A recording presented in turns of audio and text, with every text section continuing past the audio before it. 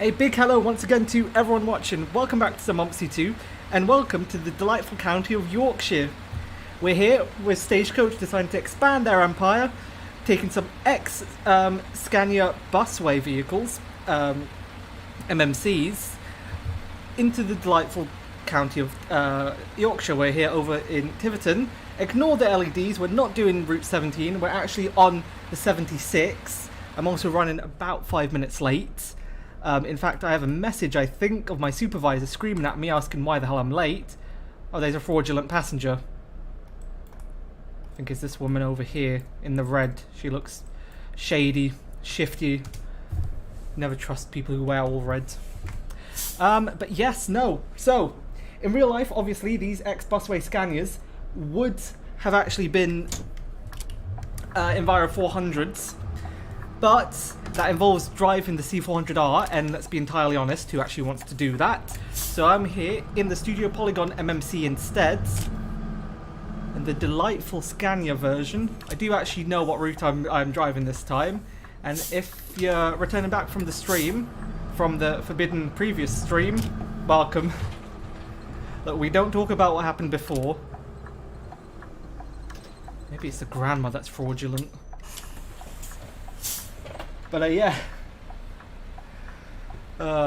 They complain about my delay. Well, you know what? At least I sound normal, okay? Let's go adult return. There you go. Okay, well I can't see your face. Don't stare at me like that. God. Some people. There we go. Child single. Please don't want a ticket. Good.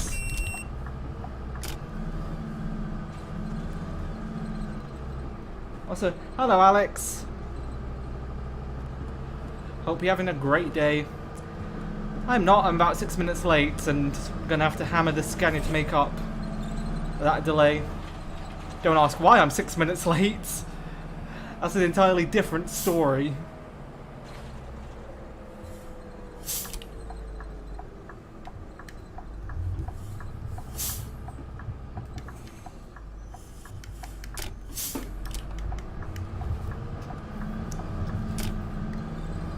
But yes, it is great to actually be back in Yorkshire.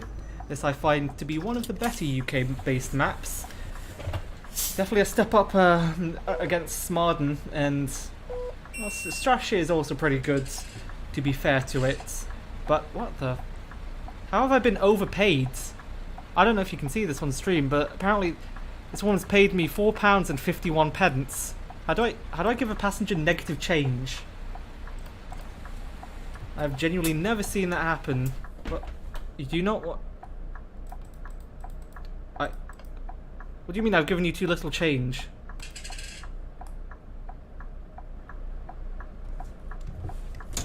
Oh. Anyway, I'm great. Looking forward to some great Scania thrash. Oh, just you wait. See, and with this being an ex-busway Scania, this will be used to being thrashed.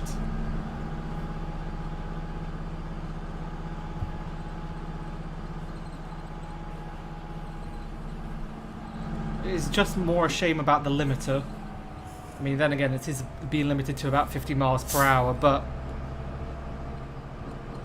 I'm here wanting more. I want to go faster than that. I want to be able to do 70. For the delightful little streets of Yorkshire.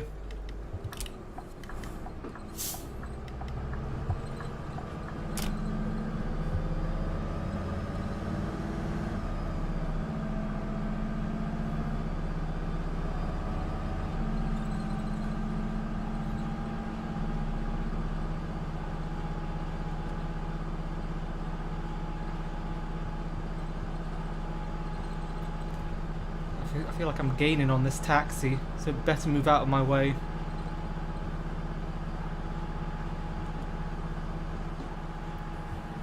I'm very tempted to eventually do like the world's slowest overtake. Oh, no, we have a bus stop coming up. Hold my horses. Not quite going to become an F1 driver just yet. Even though the Scania has delightful sounds and is absolutely rapid, it's like a bullet. The one thing it does lack is its brakes. Also, I just still kneeling. Whoops.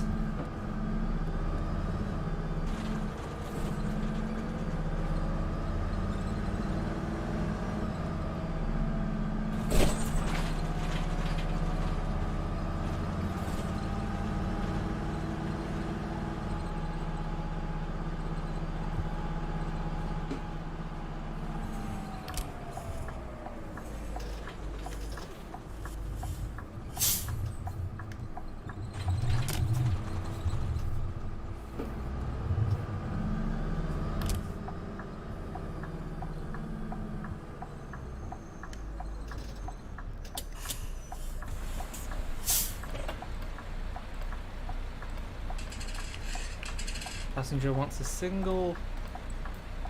Hold on. Checking my emails on the job. Single, there you go.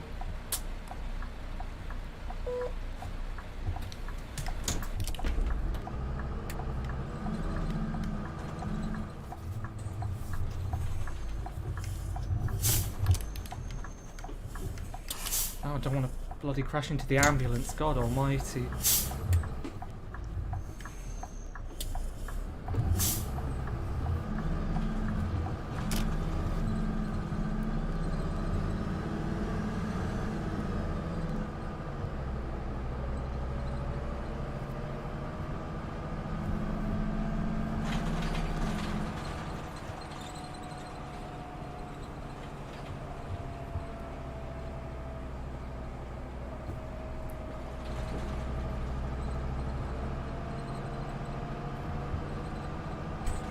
But yeah, no, it's lovely to be driving a Scania. Honestly, these, especially in London, becoming rarer sights. And all across the streets of the UK, to be honest. Oh, why do you want to cross now? Are you serious? I need to be scraped up off the tarmac. Death wish. How am I 8 minutes late? I'm absolutely bragging the Scania, and yet I'm actually picking up delay, so... Alright, not off to the best of starts, to be honest.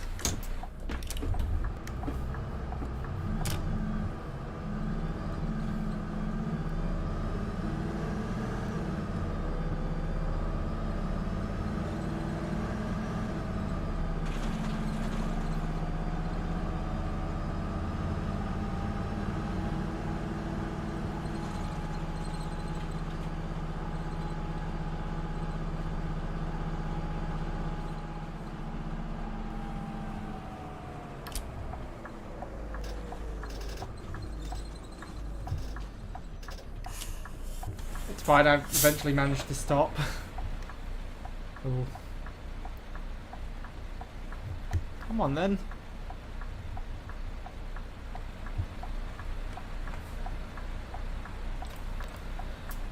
Don't give him a child single. Not gonna insult him by saying he looks like a child.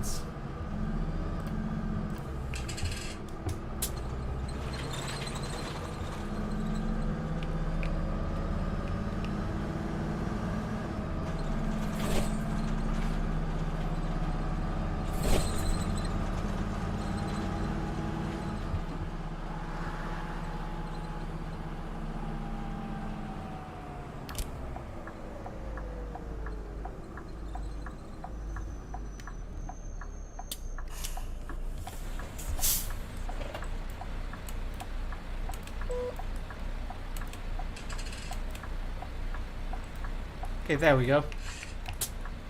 Now actually getting the bus riding at the correct height. I'll just put it in a spot. Whoops. You didn't really want to come on, did you? Nah.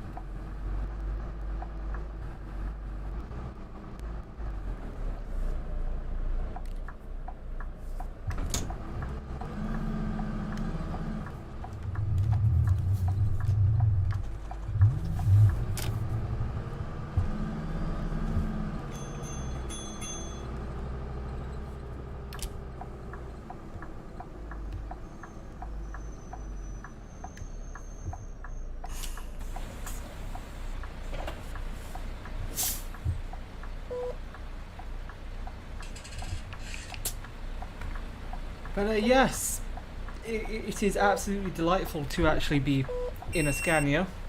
It is a shame that there aren't more on the streets of the UK, but I am looking forward to seeing more of like the Scania Fencer and what other products they're going to release.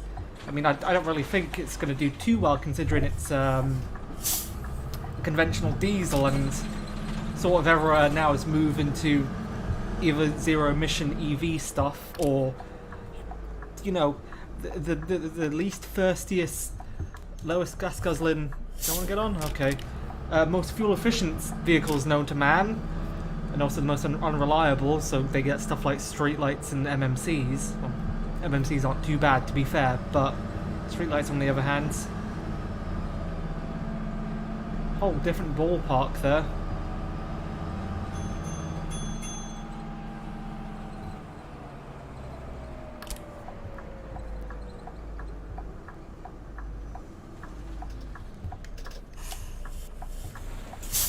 There you go, managed to claw back 2 minutes. There's your return. Not a day rider. Oh. Gotta stop trapping people out. Those people are embedded in the floor, they're a bit strange, we don't talk about them.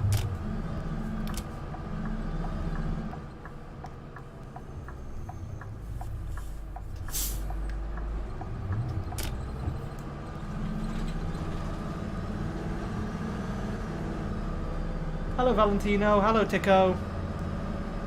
How are you both doing? I was going to say, I OMSI crashed. First time in many years where this game has actually crashed for me. And of course it's going to be when I'm streaming. But no, it's fine. Those static windmills in the background. Windmills, wind turbines, same thing. Just Route 76 today, yes! That is all that is really on the agenda.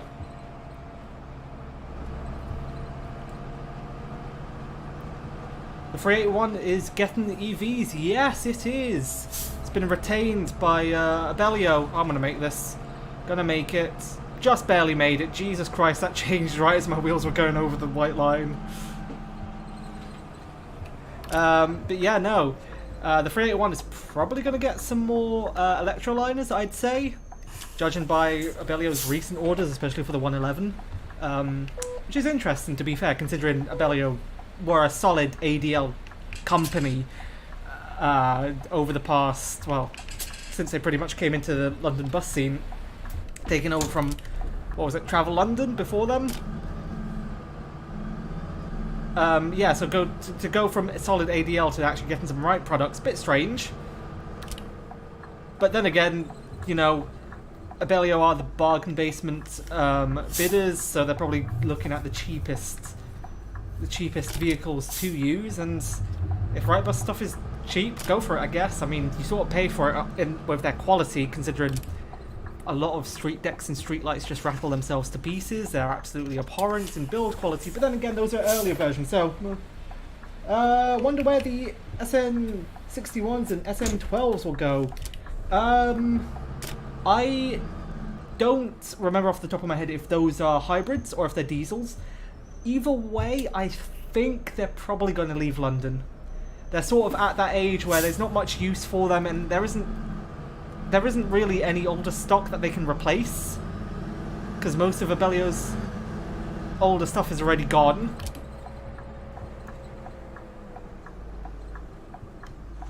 Also, don't mind me just hammering this poor little Scania.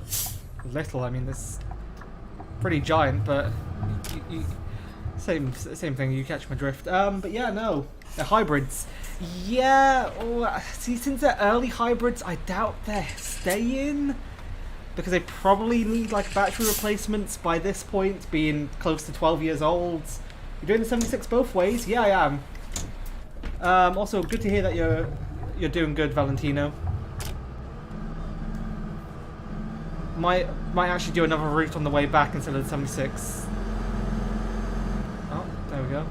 Gearbox decided to die there. But yeah, so those hybrids probably not going to stay in London. They're probably going to be converted to diesels. and leave London. Probably not in that order. Okay. Brakes decided to stop here. But people are willing to walk down to here. This is what I mean by the Scania MMC in this game. Its brakes are made of butter. How long is the route? The route is about half an hour, 40 minutes, I think, each way. Off the top of my head. It's been a little while since I've driven it, so I can't remember. But I am getting close to the ends. Pretty certain I turn here. I do.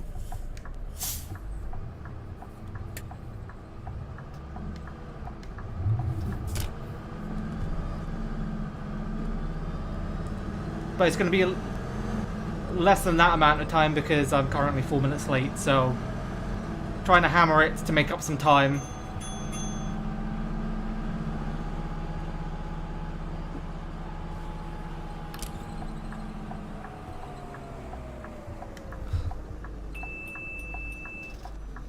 Look, you don't have to ring the disabled bell. I know I am with this driving.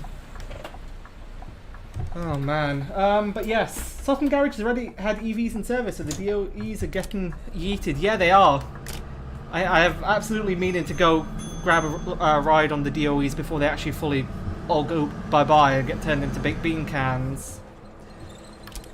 But it is actually sad because Sutton has always been a garage that is like an oddball in the go-ahead and London General days in terms of they always had strange vehicle choices from the EVLs beforehand to the DOEs. Like, even though, sure, the DOEs are just Enviro 400 Tridents underneath, but body-wise, having Optera Olympi, I don't know what the plural of Olympus is, for the body, and then also having the SOEs, which were Steams, the very last ones on production, and also, well, I was going to say the only ones on Enviro 200 chassis, but they're not. That's just me making up complete rubbish, to be honest. But yeah, no. So it's a shame to see them go, honestly.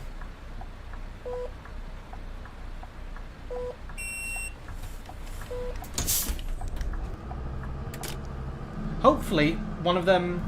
Oh, you went on an electric bus today. Oh, that's great. What routes did you go on? I mean, to be fair, a large majority of routes in London are now EV operated, so it's not really hard to catch one. It'll be more impressive if you said you've been to... I'm trying to think of what city has EVs, like up in Inverness, I think. Aberdeen. Well, Aberdeen has hydrogen vehicles. Actually, if you said you'd been on a hydrogen London vehicle, that would have been also more impressive than saying you was on an EV today. Oops. Don't close the doors immediately on the passenger's face. Route C10. Oh, you're on those boxy, disgusting things with the horrible blinds. Yeah. I feel for you. I mean, to be fair, I say that. A route that is somewhat local to me, the 433, is about to get them, so... Yeah. Seems like Abellio just sort of have given up with ordering any more ADL stuff. They're just going completely mixed fleet, which is sort of actually interesting and quite good for enthusiasts, because it was sort of getting a bit boring, everything being ADL BYD. What the 363 EVs were, I don't believe that the order for those has actually been announced yet, so I'm not 100% certain. Wasn't the 363 retained by Gal? Or has it been lost? I'm going to be entirely honest, I've really not been keeping up with the tendering scene, because to be honest, it's been mostly retains or, well, larger retains or vehicles moving to expected operators with VVs, so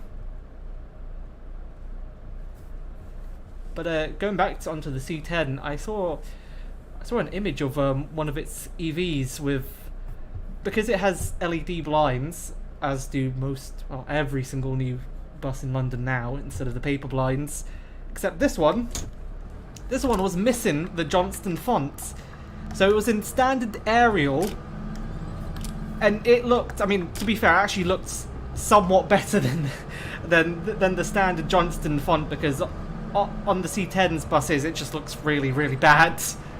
Because the number is giant, and then the lettering is all squished, the destination squished, and look, that's just how you don't do destination blinds.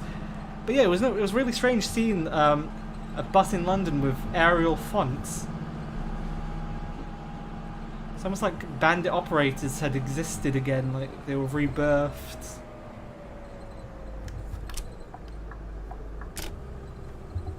Ones that can't afford to buy proper licensed blinds, so just print it at home pretty much. Hello Crazy, good to see you. Lost to a Bellio. Yeah, I did think that. Yes, actually no, that is very true, now that I remember. The entire 63 group has now been lost to a Bellio. Like, what's Gal playing at? Nah, I say that to be fair, that they are winning tons of routes in London. It's not a surprise that they're going to be losing some things, and if anything, that's sort of a blessing in disguise, because it's like, do you really want every single route to be operated by Gal in London? No. But I think Bellio probably more electroliners. They might actually go with BYDs, or you might actually, to be fair, it could be possible that they'll do that new Volvo MCV thing. I forgot what the name of it is. Metroline has a trial version of it.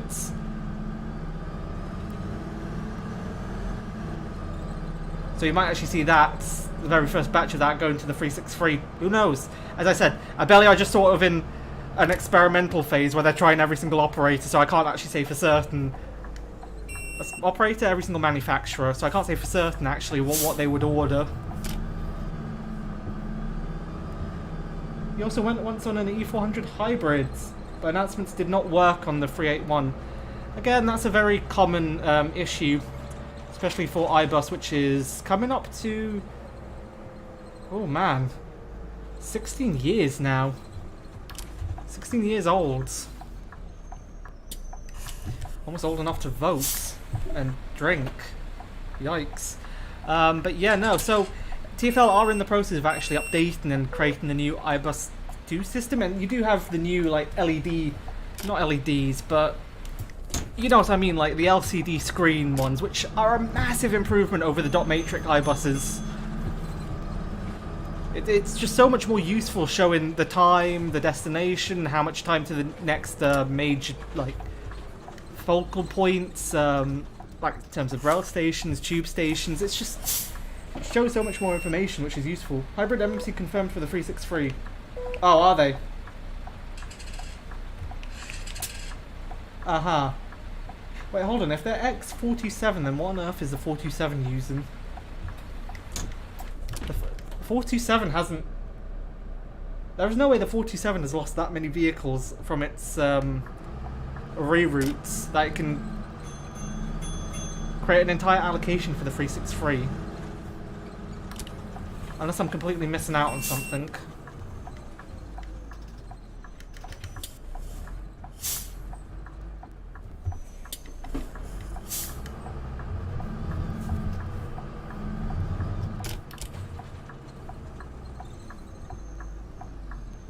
You went on an 500MMC in Guildford.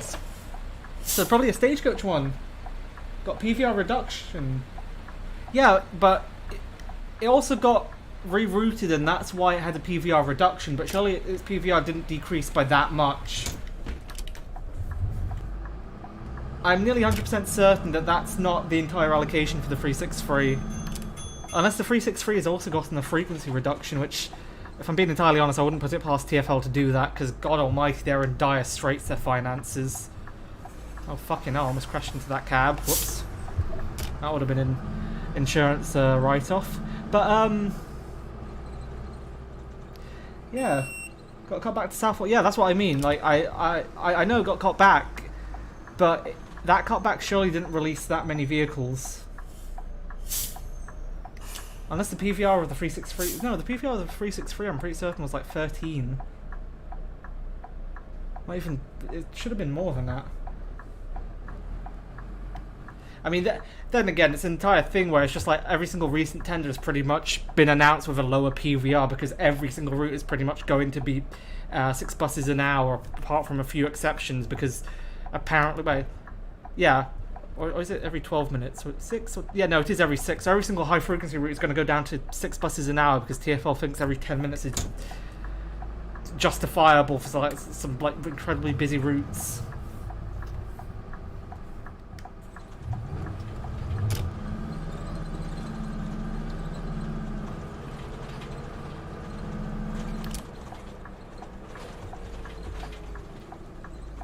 The kite route. Oh god, so that is a stagecoach route then. I don't know what their obsession with naming stuff after shapes and objects is. I'm never going to have a route that's named like the blimp route. Why on earth would you name it the kite?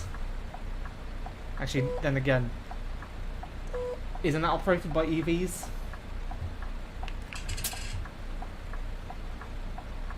Hello, Southern Transport 466. Also, Omnidocker. Still waiting on that to release. It would actually be nice to have a proper N94 Scania in the game. That's gone through so many remodelings and changes, and I think there's an N270 version now. Tons of versions, taking fucking forever, but then again, you know what? Can't really complain. It's not really being done as a payware project. It's just a hobby. Every 6 minutes? No, 6 buses an hour, so every 10. So, yeah, a large majority of routes that are every 6 are going to be reduced down to every 10, especially in central London. That's TfL's goal. There are very few exceptions of routes that are actually keeping their high frequency state. Well, every 10 minutes is still high frequency, but like compared to every 8 or every 6, I mean, some routes have completely disintegrated and are just like shadows of their former selves. If you think about it, going from every 6 down to every 8, and now to every 10.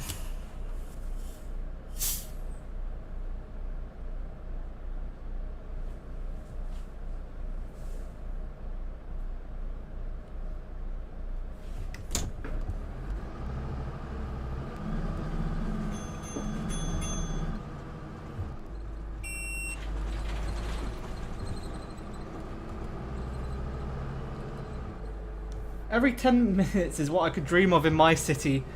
I mean, yeah, that is true, but then again, your city doesn't compare to the size and like density that London is, especially in central London. I mean, up until recently, we had some routes that were running every 2 to 3 minutes during the peaks, the Red Arrow routes, the 507 and the 521. Both routes that are just now going. Rest is usually every 20 minutes. Yeah, see, here in, well, I say here in London, I'm actually not currently in London, but also, I'm slowly boiling the Scania. I'm just going to ignore that. Don't need to worry about temperature warnings. If it sets on fire, it's not my fault, it's not my problem.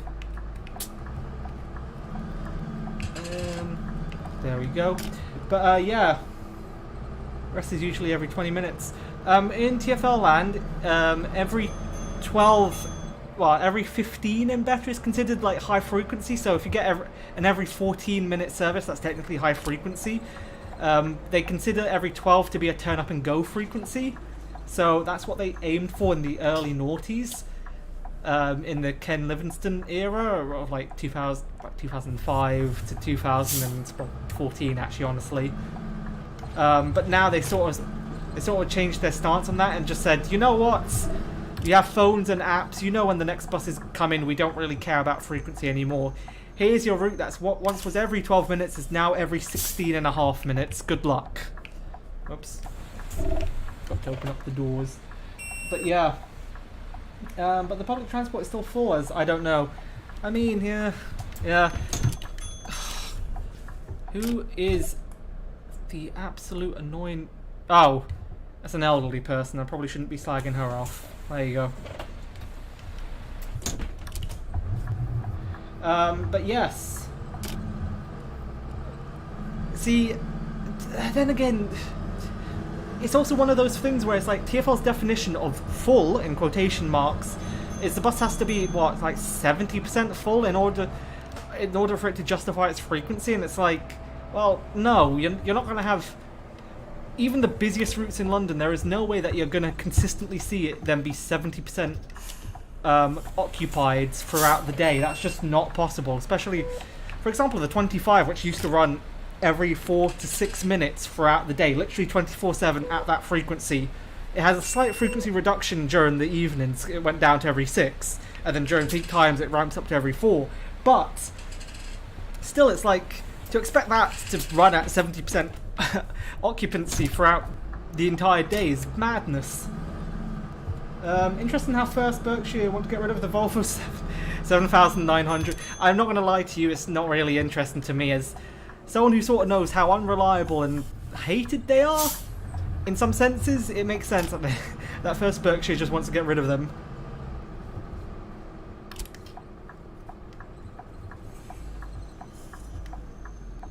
And it's also another one of those things where it's like, London was trialing hybrid single-deckers, and the savings you get on a hybrid single-decker is just not comparable at all to what you get on a double-decker, so I don't even know why I first ordered them in the first place, honestly. They sure do love just wasting whatever little money they have.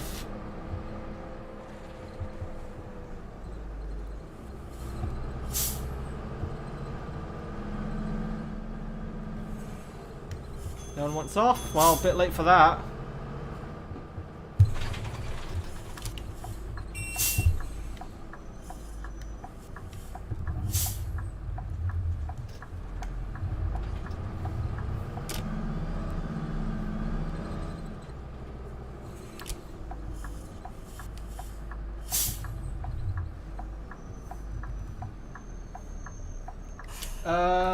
You go... I go on Metrobus Surrey most of the time. To be fair, Metrobus are actually a really, really good operator. Tiverton Station. Hopefully it doesn't put up the rail replacement blinds. It has put up the rail replacement blinds. We're not doing rail replacement. I mean, to be fair, I could actually do rail replacement afterwards, but... Tiverton Station. So I'm on the 76A, I think. Maybe it's 75. Bit confusing. I don't understand routes where it's like one direction is one number, then the return direction is a different number. That would just completely throw my mind off constantly if I ever lived on a route like that. But yes, TfL in 2025, let's reduce it from 6 buses an hour to 2 buses an hour. 2 buses, to be fair, TfL in 2025 will probably be like, we can't even afford 2 buses an hour. You're lucky to get 2 buses a week.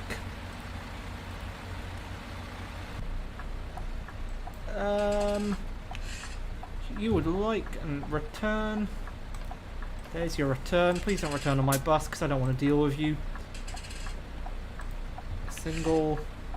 There's your single. When do I leave? I leave in 3 minutes time. Fantastic. But yes. You also got a Compass bus. Yeah, those are some of the bigger operators in Surrey now, especially after Arriva sold up their operations in Guildford to Metrobus. When I'm heading for Sussex and I'm using buses, Metrobus is the first non-TfL operator.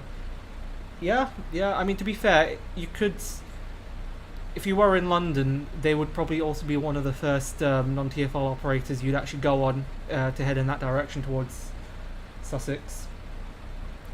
Unless you're in the Croydon area, then it might be Southdown. 2 buses a week, single-decker darts. Single-decker darts, that's been generous. Probably be the TfL Dial-A-Ride's old bread vans. Gotta be penny pension to the max, honestly, in TfL headquarters. Actually, to be honest, in 2025 they're probably going to say, you know what? You have the tube about like 10-15 minute walk away from you. How about you just walk to the station? Don't need to provide a bus there.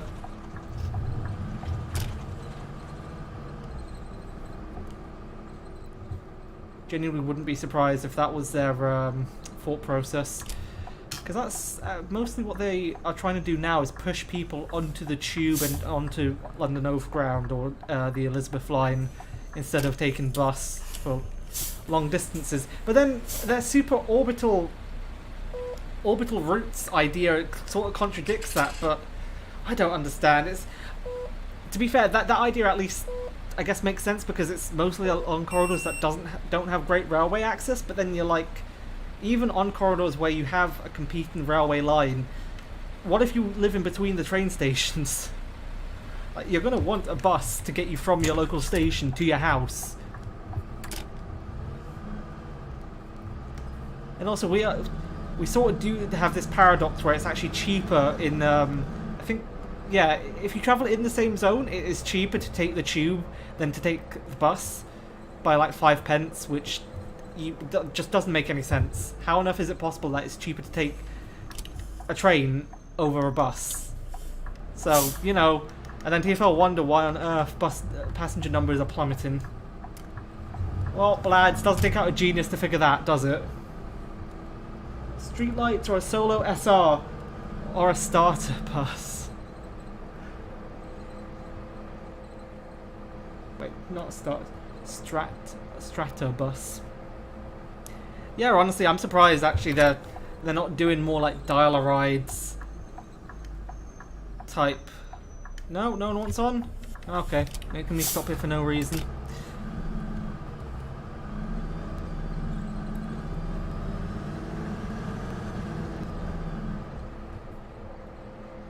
Why is just not the same fan?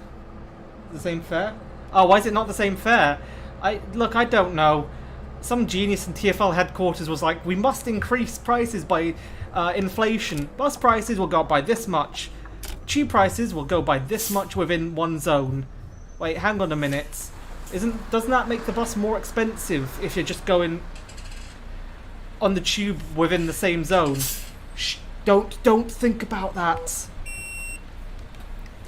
It's the same for like London Overground and the Elizabeth line, I'm pretty certain.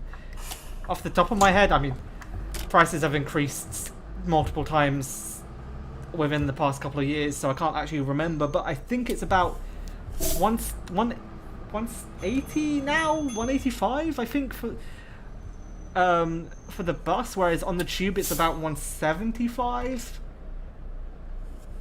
It's literally just there's 5 pence difference, and it genuinely boggles the mind how no one thought, hang on, maybe we should actually make it, if not the same, if not cheaper, at least the same.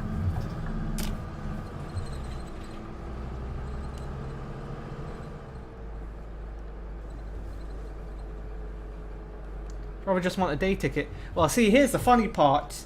You can't, because TfL is looking to scrap the travel cards. Why?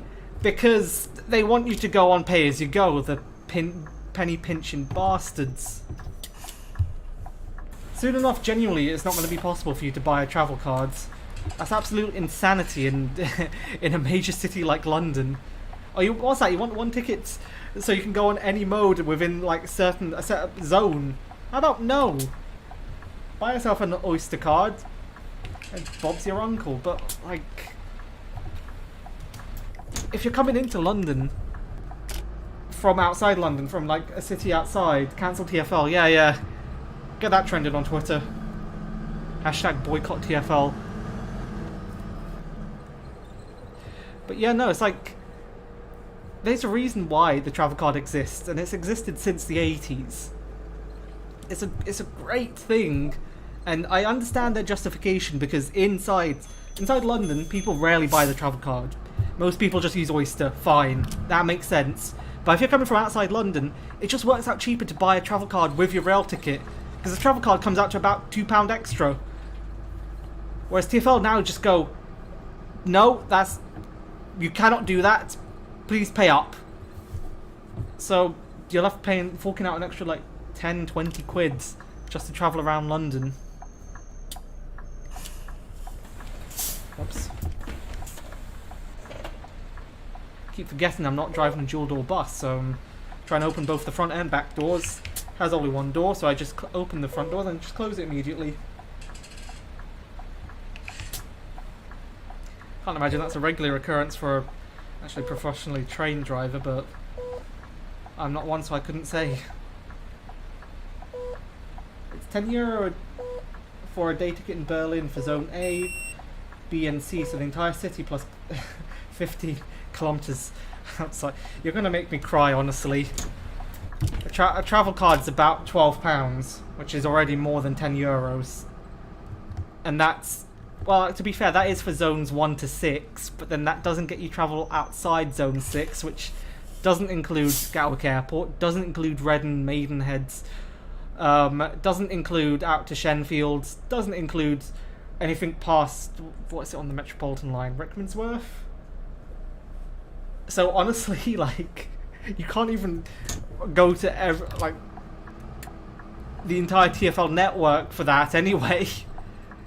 The worst part is, genuinely, it's such a crime they don't even offer a full, like, 1 to 9 travel card. It's just 1 to 6 and 1 to 4, and then the 4 to 6, I think, they're the options for travel cards, and that's it. That's your pickings. Obviously, granted, like, it is cheaper to get the 4 to 6 compared to the 1 to 6, and the 1 to 4 is cheaper than the 1 to 6. If that makes sense, but, like, you can take any public transport, excluding the long distance services. I mean, to be fair, that's one place where at least TfL is doing decently in. Now that, you know, the travel card is valid on national rail services as well, within London at least, at most stations. Oh, that stop is closed. Why was I trying to serve that? Actually, maybe I should have served that. I'm 4 minutes early. Whoops. But yeah, no. It will be useful, and to be fair, I think this is something that they're working on. I have heard of chatter about this in some social groups I'm in that actually are in the know. There are plans to... What the bloody fucking black taxis, man. Just decide to drive through you. But yeah, no, there is chatter to actually expand, I think, the pay-as-you-go travel zone to further than London. I think it's as far as Nottingham, as off the top of my head, but it isn't going to expand down to Brighton, which doesn't make any sense. Or maybe it's Wolverhampton. I can't remember the place, but it's like some place really far out from London. The Elizabeth line works when it wants to. To be fair to the Elizabeth line, it is largely because of the inherited sections outside of the core that mostly break. So stuff on the Great Eastern Main Line and then out on the Great Western Main Line, that's where it usually, you know, goes to shit. So you can't entirely blame TfL, but then also, yeah, it's a bit temperamental. Although in saying that, I have also seen where they've stopped running the Abbeywood to Paddington services, which is like, that's in the core. How is the core already completely, you know, balked up? Wasn't you like testing for God knows how many months in to ensure this doesn't happen? Yet here we are. I mean, honestly, it genuinely is a marvel sort of how busy the Elizabeth line has become, considering how new it is. Less than a year old, and, you know, I saw some stats. You gonna go? God, I absolutely hate black cabs. But yes, no, I saw some stats saying that, oh, I can't remember actually now. It was like 1 in 6 journeys, national rail journeys are on the Elizabeth line. It makes up for like 36%. Or something crazy like that of like total passenger numbers for the previous year. Which again, for a railway that is literally less than a year old, that is mighty impressive. It sort of justifies why we need more stuff like it, like more long distance regional rail type stuff. It'll be great to have that, say, in cities like Manchester, up in Liverpool. Get something that stretches across from Liverpool to Manchester. You know, that'll be win-win, but obviously it's not down south, so who cares? That's sort of the government's idea.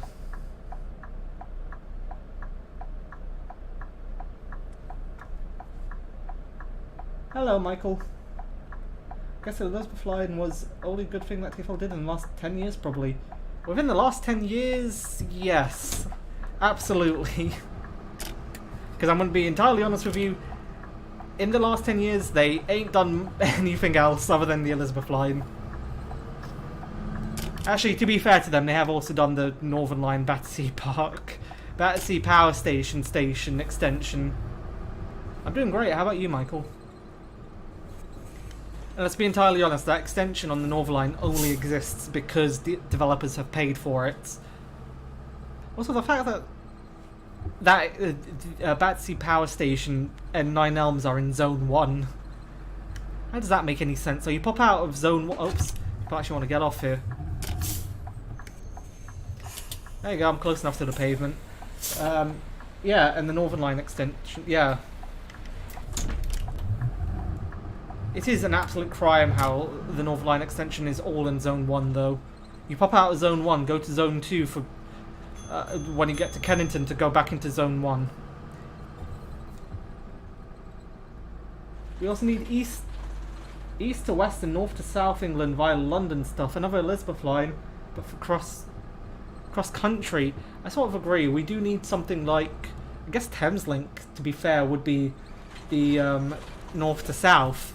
But you sort of want maybe high speeds in Thameslink, because let's be entirely honest, Thameslink is really damn slow in the core. To go from London Bridge up to St Pancras takes about half an hour, which is outrageously slow. Then again, large majority of that is just padding the timetable where the trains will sit for like 5 minutes at each station. Oh, you're good. You're in Tenerife. Oh, wow. Off to some exotic destinations you are. What's it like out in Tenerife? Certainly a lot better than down here in the UK, that's for certain. Weather's currently miserable. It's gone back to being really cold. Weather literally cannot make up its mind whether it wants to be spring, winter or summer. You'd rather walk. Yeah. No, that's fair. But then, like, you think about it, then you're like, I don't really want to deal with the weather.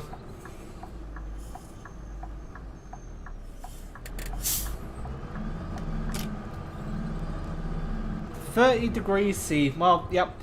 As I stated, sort of jealous, to be honest.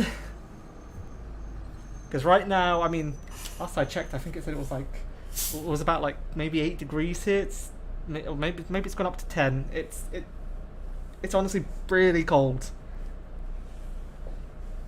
But yeah, no, I'd honestly much rather walk than take Thameslink through the core. It's great. Like, I appreciate it, the fact that you can go directly into central London and cut through central London, but it's so horrendously slow.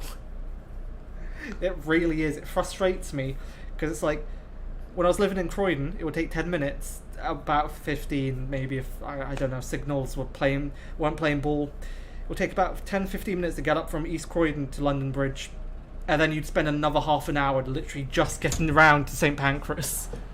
It's like you're spending double the time to go such a little distance, but then such a far distance you can go so quickly. Weather doesn't bother me. I mean, then again, you're in Germany, so probably not much bothers you, so it makes sense.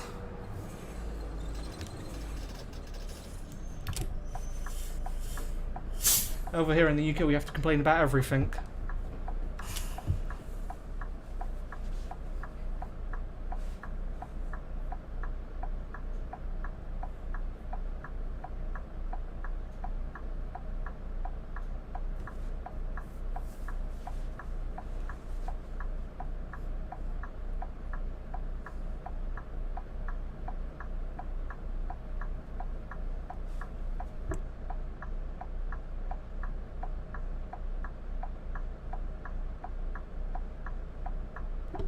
Actually, honestly, you say that, I have actually done that journey before. Funnily enough. And I have seen some other people do that as well. You have to be honestly insane to do that, considering, you know, it's a lot quicker to get to Gatwick, but there have been times when I have had to go up to the miserable shed that is Luton. Honestly, largely just to do bendies before the DRT operation came in.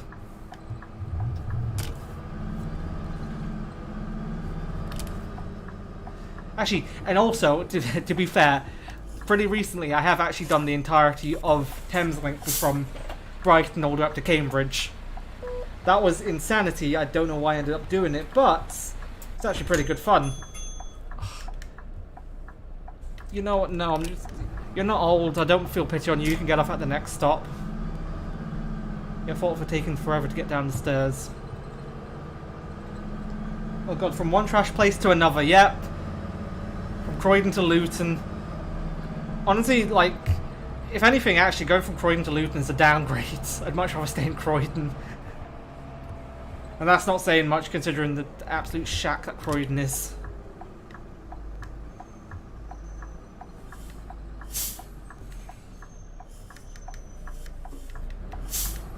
I was honestly actually pretty surprised how cheaply I could travel between Brighton and Cambridge.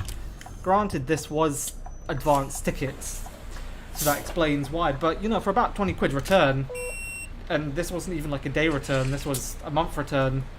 Actually, no, it was advanced tickets, so that's why it was... Just ignore what I previously said. But, yeah, how long did it take? By golly, you do not actually want to know. It was a drag. It took about 2.5 hours. The only saving grace was the fact that the Cambridge trains are like sort of express non-stoppers down to Brighton after Croydon. They don't stop everywhere. So like, once you get to London Bridge, you know, oh, okay, it's probably about 40 minutes until I'm down in Brighton, so it isn't too bad. Honestly, it is also super interesting to see that the Thameslink is very much two railways joined together, and you can see that in the passenger flows, because it's like Brighton up to I'd want to say about Blackfriars, very busy, incredibly busy.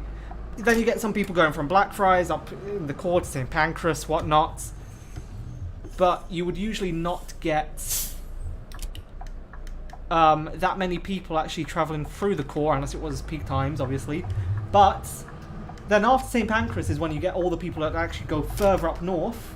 Yeah, it's 2.5 hours, yeah. I'm honestly more thankful for the fact that nothing went wrong on the Brighton main line, because honestly, the amount of times I've had the misfortune of using the Brighton main line and like just something goes wrong and I end up being stranded. Someone decides to play chicken with the trains, and then that's it, I'm stuck at Hales Heath for another hour. The biggest joke, honestly, about the Brighton main line is delay repay. Because there was this one time where I was literally 1 minute off being 2 hours late, and Southern came back to me and was like, you know what, nope, I'm going to throw out your entire case, you get no delay repay. Honestly.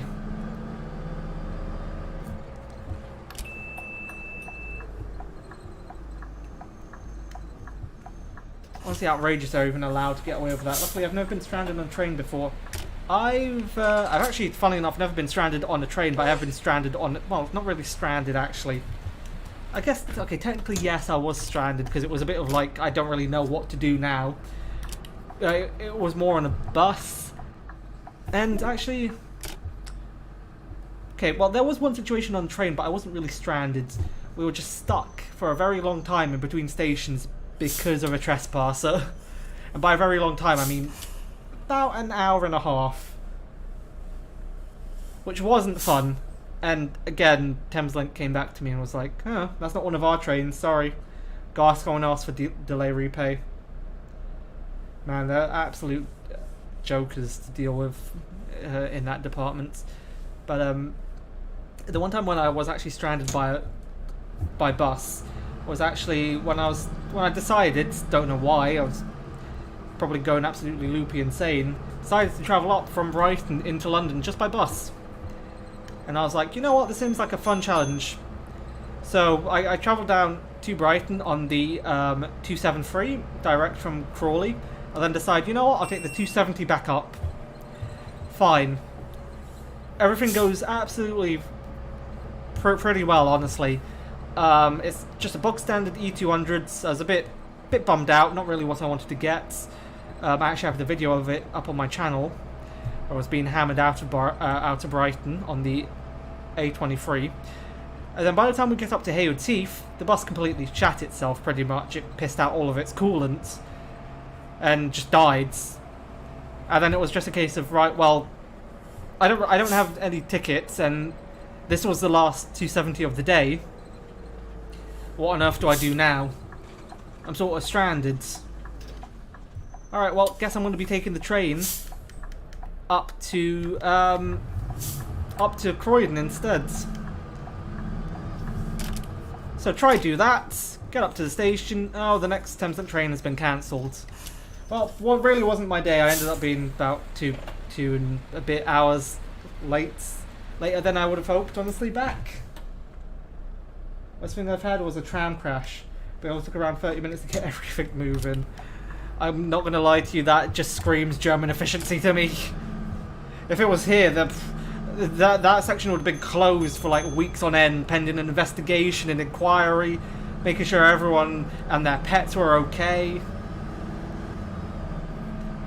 I mean, I do talk about like being stranded and whatnot. It's still not the worst situation I've ever been in, because I have a mate who actually works on the railways, and he was travelling back home from Brighton, and the train he was on actually ended up hitting someone, which is very unfortunate, a trespasser.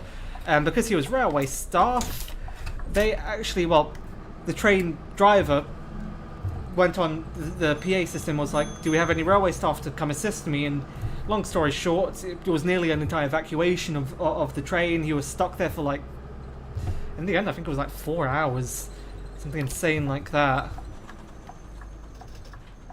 But yeah, I'm really glad I've never had to deal with that. It's also started to become more of a regular thing, to be honest. The amount of people throwing themselves underneath trains, which is a bit worrying, a bit sad. Because I feel like that is one of the more gruesome ways to go, especially if you do it off a platform and everyone's watching. Like, East Grinstead, you get stranded, yeah. I mean, East Grinstead isn't too bad because you still do have some Metrobus routes that will take you to civilization, but if you're relying on like Southdown, you're stranded after a certain time from East Grinstead. It wasn't a bad one, a car just sort of rammed against the tram. I mean, again, it is a miracle you managed to get everything moving again after half an hour, because that would literally pen like an entire investigation. Everyone would have to deboard the tram, the service would be suspended here.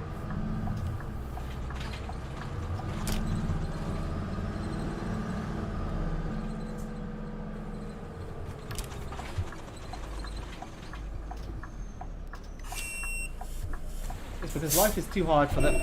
No, I know, I fully get the reasons why people do it and what brings people to that situation, but it's more just like, sort of is a shame. There should really be more safeguards in place for those people, so they don't have to go to those lengths, really. I looked on the news, and from what I read, it was about 90 minutes or maybe 120, so about 2 hours. Again, that's a lot more efficient than any of the procedures that would happen here.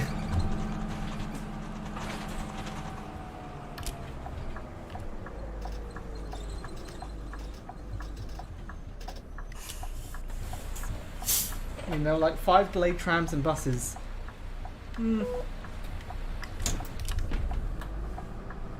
I mean, honestly, that is pretty bad, I guess. I can't really say because I don't know how frequent and how big that city is. So if it's like an every 15-minute service, that is actually pretty bad. Every 5, like having 5 delayed trams and buses.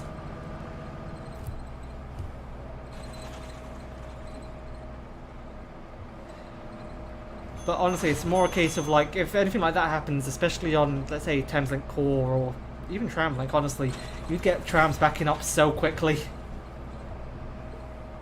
It's why they largely decide to just suspend the service.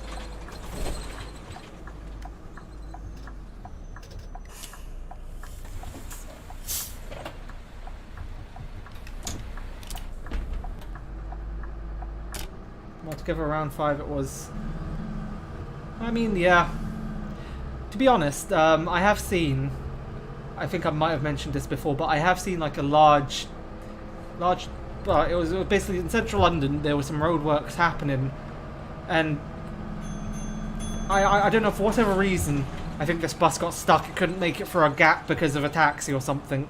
But like in the opposite direction, buses were starting to queue up like mad. There were probably about 25 buses, and I'd say, oh, how many routes would have run? I think it was like, it's probably about 6 routes that actually run on that road. So you can imagine there was just a sea of like the same bus just over and over and over again. And the most frequent route there, which is like every 8 minutes, I'd want to say, maybe every 6 actually, is the 133. I ended up seeing about 5 of them in total, just all back to back, all just being stuck in this temporary traffic lights because of roadworks. Usually around 20 minutes, but it was on a section of 3 tram lines and 6 bus lines. There were a few more delayed buses. You know, honestly, yeah, no, that makes sense. And that's what I mean. It's like just very easy for, especially when you have high volume and high frequency, very easy for them to back up like that.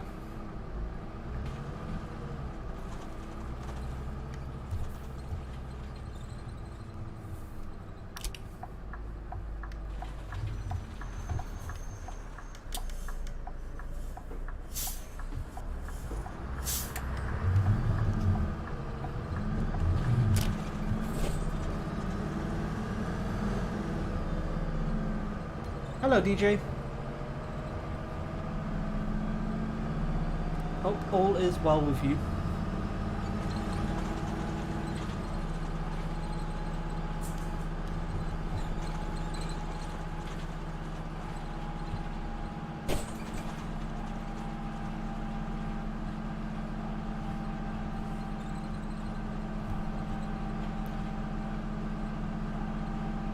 But I will be coming soon up to Tiverton Station, so this will be where the stream ends. I do not think I'll actually be doing rail replacement, but it was a pretty fun stream. Hope everyone who's come along this far actually has enjoyed it so far. And be thankful, actually, I'm pretty certain all the regulars in chat actually didn't end up seeing the Cursed Forbidden stream. That was actually before this. Okay, Matt, you don't have to slow down that much. Alright, I accidentally put on a filter on my microphone. Don't actually know how that happened, but I ended up sounding like an alien, so... What route am I doing? I'm doing the 76. Actually, no, I tell a lie, now I'm doing the 75. And ignore my ticketer. I know it says I'm 7 minutes early. It's a glitch or something. Yeah, I haven't actually been paying attention to the timetable. I've sort of just been driving.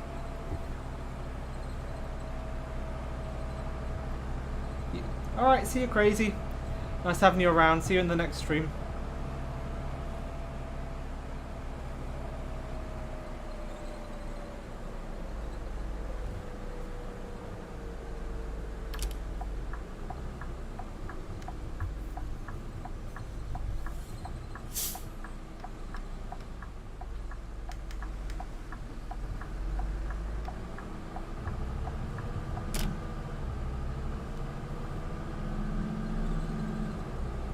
Pouring with rain out in East. Oh wow! I actually just took a look out my window. It's actually pouring with rain here as well. It wasn't raining when I started. Damn! Look at you, DJ, bringing the poor weather along with you. I should have actually, honestly, I was going to put realistic weather. Should have done that. There you go, real weather in London, and of course, it has started raining. Being ultra realistic here, but still actually pulling into Tiverton Station now. So this will be where I end the stream.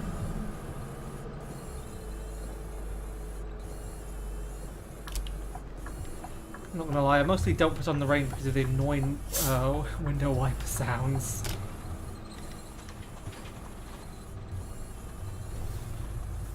put it around here and terminate it in the rail replacement stop because sod it. Rail replacement will just have to suck it. But yes. Oh, I actually never noticed that it had the National Rail logo. But with that being said, this is Tiverton Station. This is where this route terminates. So this will be the end of this route, this stream. So I do hope you've enjoyed. If you managed to make it this far and you're not yet subscribed, make sure you do get yourself subscribed. Subscribe with notification bells turned on so you're notified every single time I go live. I try to stream at least once a week.